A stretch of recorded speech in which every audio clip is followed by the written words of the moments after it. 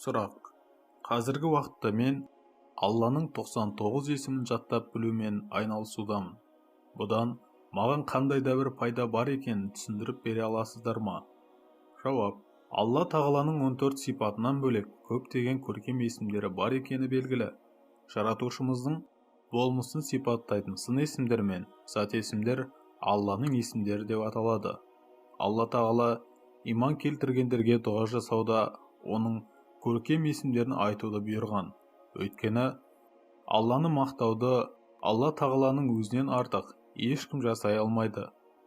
Қасиетті Құранда былай айтылған: وَلِلَّهِ الْأَسْمَاءُ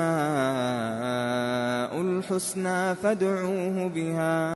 Ең жақсы атаулар Аллаға тән, оған сол аттармен жалбарыныңдар. Имам әл-Бухари: кімде-кім Алланың 99 есімін жаттап алса, жұмаққа кіреді, деп айтылған бір хадисті келтірген. Ақиқатында бұл ұлы іс. Алланың көркем есімдерін жаттаңдар, өйткені Алла елшісінің ол кісіге Алланың игілігі мен сәлемі болсын бұлай айтқанын келтірген. Асылында Алланың 100-ге бірі жетпейтін 99 есімі бар. Сол есімдерді атап беретіндер жұмаққа кіреді. Әрине, Алла жақсы білуші.